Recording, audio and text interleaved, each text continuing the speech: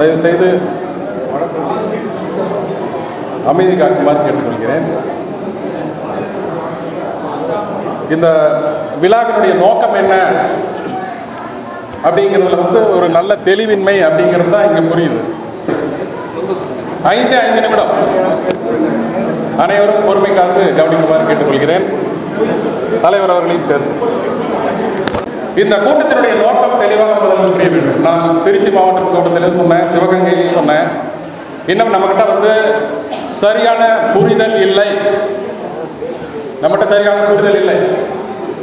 எவ்வளவோ கஷ்டப்பட்டு இன்னைக்கு மதுரை மாவட்டத்தில் இந்த கூட்டத்தை ஏற்பாடு பண்ணியிருக்காங்க. அப்படின்னா இந்த சினிமா எடுக்கும்போது திரைக்கு பின்னா அப்படின்னு சொல்லுவாங்க. படம் பார்க்கறது 3 மணி நேரம், சொல்ல வந்த கதை ஒரு வருஷத்து கதை அல்லது ஒரு லைஃபையே காட்டுவோம். ஆனால் அதுக்கு பின்னால் ஆயிரக்கணக்கான பேர் உழைத்திருக்காங்க. அப்படிங்கிறப்ப அதை நம்ம முதல்ல புரிஞ்சுக்கணும்.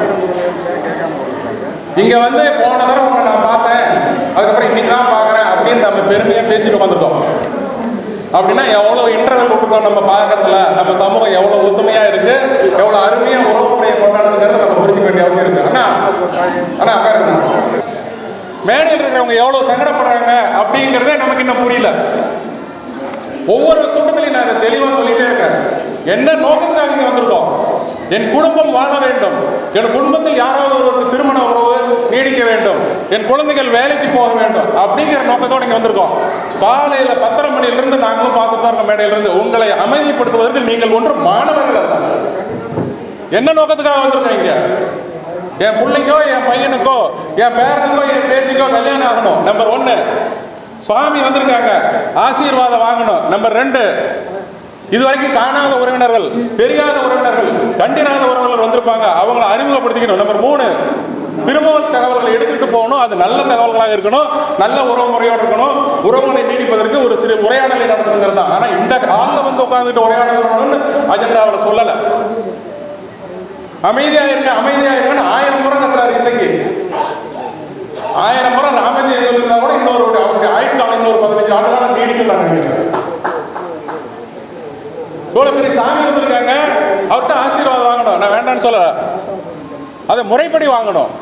அவர் மந்திர போய் நின்றுட்டு நம்ம பேசிட்டு இருக்கோம். இன்னும் அது கூட்டத்தை எந்த அளவுக்கு பாதிக்குதுங்கிறதே நமக்கு என்ன தெரியல. 21ஆம் நூற்றாண்டை நோக்கி நாம் பார்த்து கொண்டிருக்கிறோம். அதை முதல்ல வச்சுக்கிறோம். திரு தியாக கணேசனுடைய அறிமுகத்தை நான் படிக்கும் பொழுது யாருமே கவனிக்கல. படிப்பதற்கே எனக்கு அச்சமாக இருந்தது.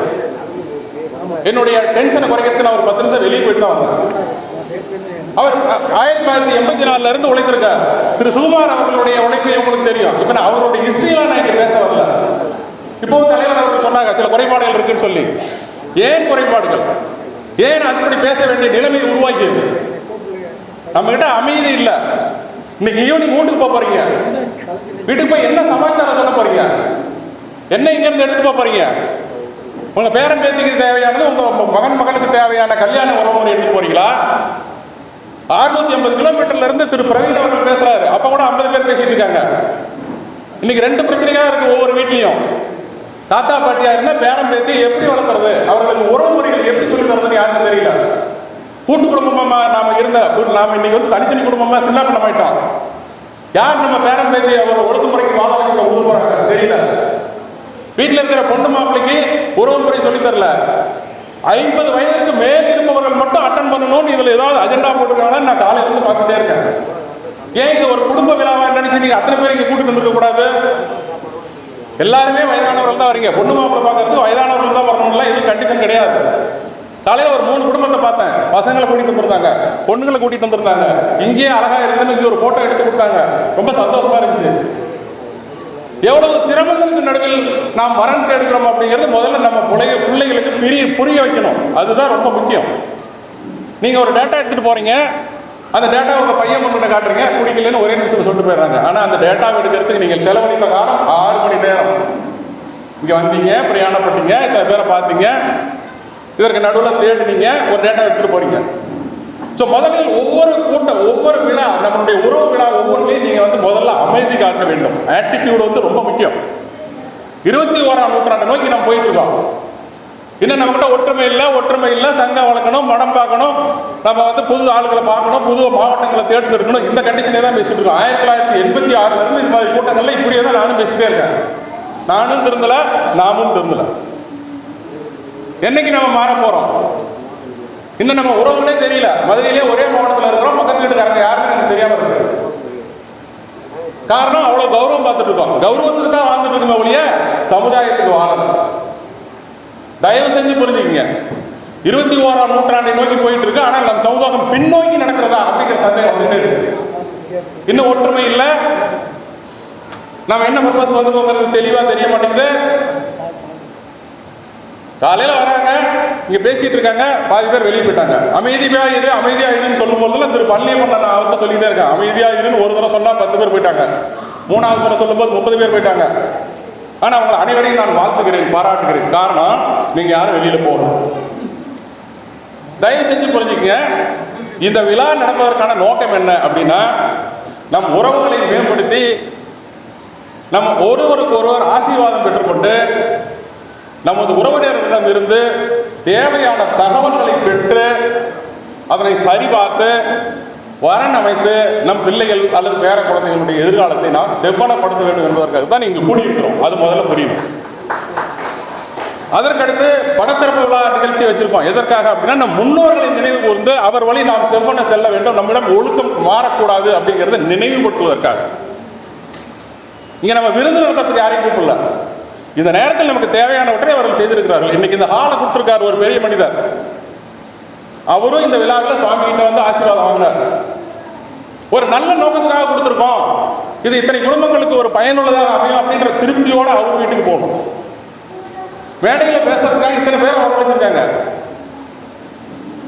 நான் வந்து சேலத்துக்கு வந்திருக்கேன். சேலத்துக்கு அந்தாண்டு இருந்து ஒரு 300 கிலோமீட்டர் இருந்து திரு பிரவீன் தேவரை கூட்டிட்டு வரேன். ஒவ்வொரு கூட்டத்திலையும் பேசிட்டே இருக்கேன். என்ன சொல்லிட்டு இருக்கேன், நம் சமுதாயத்தை சார்ந்தவர்களுக்கு வேலை வாய்ப்பு சம்பந்தமான சந்தேகங்கள் ஏதேனும் இருந்தால் தொடர்பு கொள்ளலாம். வேலை வாய்ப்பு கூட்டங்களை நடத்துங்கள்.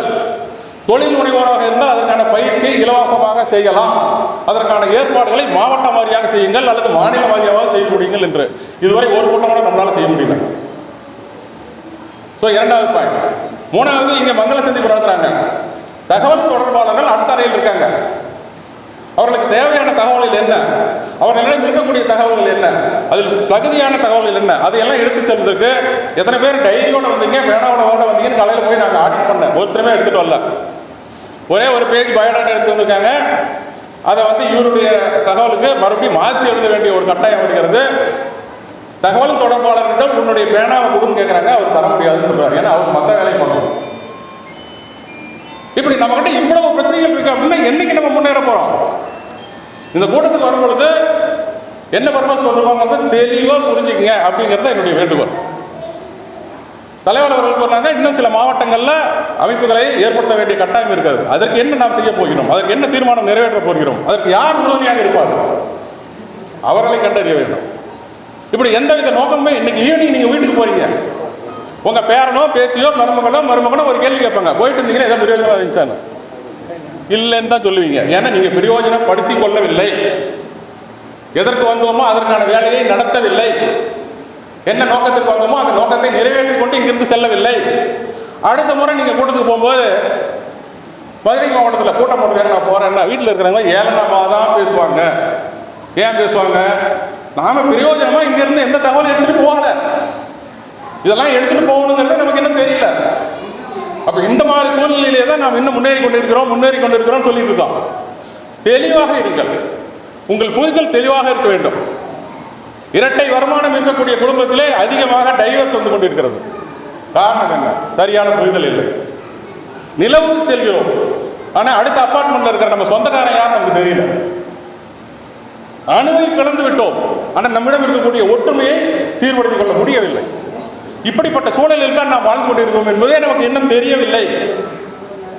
அதனால் உறவின்பார் பெரியோர்களே, தயவு செய்து நம் உறவுகளை மேம்படுத்திக் கொள்வதற்கு, நம் சமுதாயம் சார்ந்த தகவல்களை திரட்டுவதற்காக அநேகமாக இன்று உங்களுக்கு இப்படி ஒரு புத்தகத்தை கொடுப்பார்கள். இன்னும் நமது உணர்ந்தவர் யார் யார் இருக்கிறார்கள் என்ற தகவல் சார்ந்த ஒரு டைரக்டரி நம்மிடம் இல்லை. ஒரு தகவலை மாநிலம் முழுவதும் அனுப்பி இதுதான் உங்களுக்கு சேர வேண்டிய தகவல், நீங்கள் தயாரா என்று கேட்பதற்கான டைரக்டரி நம்மகிட்ட இல்லை. அதற்கு என்ன செய்யலாம்? இன்னமும் திருமண தகவல் முறைகளில் நாம் பழங்காலத்து முறைகளை தான் பின்பற்றி கொண்டு இருக்கிறோம். ஒரு சென்ட்ரலைஸ்டு வெப்சைட்டை போட்டு அதற்கு 2 நிர்வாகிகளை நிர்வகித்து நம் மாநிலம் தழுவிய அனைத்து டேட்டாவையும் அதில் போட்டு திருமணம் நடந்தவர்களை அதிலிருந்து நீக்கி திருமணத்துக்கு தகுதியானவர்களை அதில் சேர்த்து நிர்வாகப்படுத்துவதற்கான வெப்சைட்டை நாம் இன்னும் டெவலப் பண்ணல. நம் குடும்பத்தில் ஒவ்வொருத்தரும் ஐடி இண்டஸ்ட்ரியில் வேலை செய்கிறோம். யாராவது ஒருத்தரை கண்டுபிடிச்சு முன்னிலைப்படுத்தணும் அப்படின்னா ஒரு வாரத்துக்கு வேலை தான். ஆனால் இத்தனை வேலையை நாம் இன்னும் செய்யாமலே நாம் முதன்மையானவர்கள், முதலில் வந்தவர்கள் அப்படின்னு நாம் பெருமையை தான் பேசிட்டு இருக்கோமே ஒழிய அதற்கான தகுதியை நாம் மேம்படுத்திக் கொள்ளவில்லை. ஆகவே ஒரு நல்ல ஒரு தீர்மானத்தோடு நாம் இங்கிருந்து செல்ல வேண்டும். இனி முதலியார் சங்க கூட்டத்துக்கு நான் போறேன் அப்படின்னா என் குடும்பத்தில் உள்ள அத்தனை பேரை கூட்டிட்டு வரணும். வயது வந்தவர்களுக்கு மட்டும் போடல, வயதானவர்களுக்கு மட்டும் இந்த கூட்டத்தில் கண்டிஷன் போடல. அப்பதான் நம் சமுதாயத்தை சார்ந்தவர்கள் யார் இருக்கிறார்கள் என்பதை நாம் அடுத்த தலைமுறைக்கு அறிமுகப்படுத்த முடியும். அடுத்த தலைமுறையை வீட்டிலேயே வச்சுட்டு நாமளே தான் வந்துட்டு இருக்கோம். இன்னைக்கு நீங்க இங்க போனா போகுதுன்னு சொல்லி அனுப்பிச்சாங்களா இல்ல போயிட்டு வரேன்னு சொல்லிட்டு வந்தீங்களாங்கிறது கேள்விக்குறியாக தான் இருக்குது. காரணம், இங்க நீங்க செய்ய வேண்டிய கடமையை செய்யவில்லை. நாம் எல்லாம் மாணவர்கள் அல்ல. ஒரு ஆசிரியர் நம்ம எல்லாம் அடக்கி அமைதியாக இரு, பேசாதே, குறுக்கிடாது என்று கூறுவதற்கு மிகவும் சிக்கலான ஒரு சூழ்நிலையிலிருந்து தான் நாம் வீட்டை விட்டு வெளியே வந்திருக்கிறோம். என்ன சிக்கல்? என் பேரம்பேத்தி கல்யாணம் ஆகுமா, தகுதியான வாரணையினால் இருக்க முடியுமா, என் பேரம்பேத்திக்கு வேலை இல்லை, நல்ல வேலை பார்க்க முடியுமா? ஸோ 2 தகவல்கள் இங்கே தயாராக தான் இருக்கிறது. அதனை பயன்படுத்திக் கொள்வதற்கு தேவையான தகவல்களை நீங்கள் எடுத்துச் செல்ல வேண்டும். யார் யார் என்னென்ன கருத்து கூறுறாங்க அதில் எல்லா கருத்தும் உங்களுக்கு பிடிச்சதா இருக்குன்ற அவசியம் இல்லை. இங்க எனக்கு முன்னால பேசுறவங்க பல விஷயங்கள் சொல்லியிருக்காங்க. அதுல உங்களால் என்ன ஏற்று இதற்கு உறுதுணையாக இருக்க முடியும் என்ற சிந்தனை வேண்டும். என்னால ஏதாவது ஒரு விஷயத்துல இந்த கும்பலுக்கு யூஸ்ஃபுல்லா இருக்க முடியுமா, இங்க இருக்கிறவங்களை அமைதிப்படுத்த முடியுமா, இங்க இருக்கிறவங்களுக்கு ஏதாவது சர்வீஸ் கொடுக்க முடியுமா, இங்க இருக்கிறவங்களுக்கு தேவையானது நம்மளால வழங்க முடியுமா அப்படின்னு ஒவ்வொருத்தரும் முன்னால வந்து அமைதி காக்கவும் தேவையான தகவல்களை கொடுக்கவும் இங்கிருந்து எடுத்துச் செல்வதற்கு தேவையான பொருட்களை குறிப்பிட்டு எடுத்து வைக்கவும் முன்வர வேண்டும். மதுரைக்காரங்க ஏற்பாடு பண்ணியிருக்காங்க, அவங்க பொறுப்பு. மதுரைக்காரர் ஏற்பாடு பண்ணியிருக்க மதுரைக்காரர் எல்லா வேலையும் செய்ய முடியாது. இது மாநிலத்தில் உள்ள அனைவருக்கும் சேர்த்து தான் செஞ்சுருக்காங்க. மதுரை மண்டல மாநாடுங்கிறப்ப மதுரை மண்டலத்தில் வரக்கூடிய மாவட்டங்கள் அனைத்து மக்களுக்கும் இது பொதுவானது தான். அடுத்தது சேலத்தில் இருந்தால் சேலத்தில் இருக்கிறவங்களுக்கு நம்ம போய் உறுதுணை செய்ய போகிறோம். இப்படி சிந்தனைகள் நம்மகிட்ட இன்னும் வரல. ஏன் அப்படின்னு புரியல. மிகவும் வேதனைக்குரிய விஷயமாகவே போய்கொண்டிருக்கிறது. இங்கிருந்து போகும் பொழுது மகானின் ஆசீர்வாதத்துடன் உங்கள் குடும்பத்துக்கு நீங்கள் என்ன தகவலை எடுத்துச் செல்கிறீர்கள்? தூரத்து உறவினர்களையாவது நான் சந்தித்தேன், நீண்ட நாட்களாக நான் அவர்களை சந்திக்கவில்லை, இன்று நான் சந்தித்தேன், பல ஆண்டுகளுக்கு பிறகு சந்தித்தேன், அது ஒரு சந்தோஷம். என்னுடைய தூரத்து உறவினருக்கு தகுதியான சில வரன் டேட்டா இங்கே இருக்கு, அதை எடுத்துட்டு போய் அவங்களுக்கு ஃபோன் பண்ணி சொல்ல போறேன். இந்த தகவல் தொடர்பாளர் இந்த தகவல் இருக்கிறது, நீங்கள் அதை பொருத்திக் கொள்ள முடியுமா என்று முயற்சி செய்கள். உருப்படியான விஷயம். பயோடெக்னாலஜின்னு ஒன்று இருக்கு. அது வந்து பிரவீன் ஒருத்தர் வந்திருக்காரு, அதுக்காக 600 கிலோமீட்டர் டிராவல் பண்ணி இன்னைக்கு வந்திருக்காரு. அவருடைய விசிட்டிங் கார்டை வாங்கியிருக்கேன். குழந்தைங்களுக்கு எங்கேயாவது வேலை இருந்தால் இதை பயன்படுத்திக்க முடியுமா அப்படின்ற தகவல் எடுத்துட்டு போகணும். அது யூஸ்ஃபுல்லான தகவல்.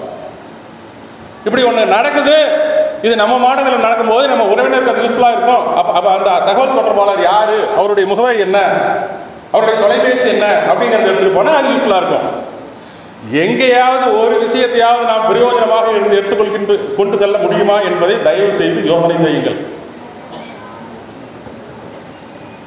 சோ இந்த விழா நமக்கானது. நம் குடும்பத்தை மேம்படுத்துவதற்கும் நம் குழந்தைகளினுடைய வேலை வாய்ப்புக்கு ஒரு உறுதுணையாக இருப்பதற்கும்.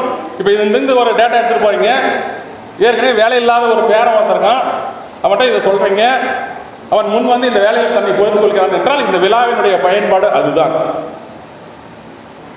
எவ்வளவோ இடைவெளிக்கு நடுவில் நாம் திருமண தகவலை தேர்வு செய்து வருகிறோம். அதில் ஒரு டேட்டா எடுத்துட்டு போறீங்க, அந்த டேட்டா யாருக்கும் ஒரு யூஸ்ஃபுல்லாக இருந்து ஒரு கல்யாணம் நடைபெறுது அப்படிங்கிற அதை விட ஒரு மகிழ்ச்சி வாழ்வில் எதுவுமே இருக்காது. நம்ம குடும்பத்துக்கு மட்டும் பிரயோஜனமாக இருக்கணுன்ற அவசியம் இல்லை, நம்மை சுற்றி இருக்கிறவங்களுக்கும் அது பிரயோஜனமாக இருக்கலாம். அப்பொழுதுதான் இந்த சமுதாயம் வளரும், முன்னுக்கு வரும். நாம் எந்த நோக்கத்திற்காக இந்த கூட்டத்தை கூட்டியிருக்கிறோமோ அதனுடைய பர்பஸ் சால்வ் ஆனதாக அர்த்தம். எனது வார்த்தைகள் வேண்டுமானால் கடுமையாக இருக்கலாம், எனது நோக்கம் நல்லது என்பதை உணர்ந்து கொள்வீர்கள் என்றும், தயவு செய்து இனி வரும் காலங்களில் அல்ல, இந்த நிமிடத்தில் இருந்து என்ன நோக்கத்திற்கு வந்திருக்கிறோமோ அதை நாம் தெரிவு செய்து கொண்டு வெளியேற வேண்டும். இங்கிருந்து எடுத்துக்கொள்ளக்கூடிய செய்திகள் நம் குடும்பத்திற்கு பயனுள்ளதாக இருக்க வேண்டும் என்பதை உணர்ந்து செயல்பட வேண்டும் என்று கேட்டு அனைவரையும் வாழ்த்தி விடைபெறுகிறேன். நன்றி, வணக்கம்.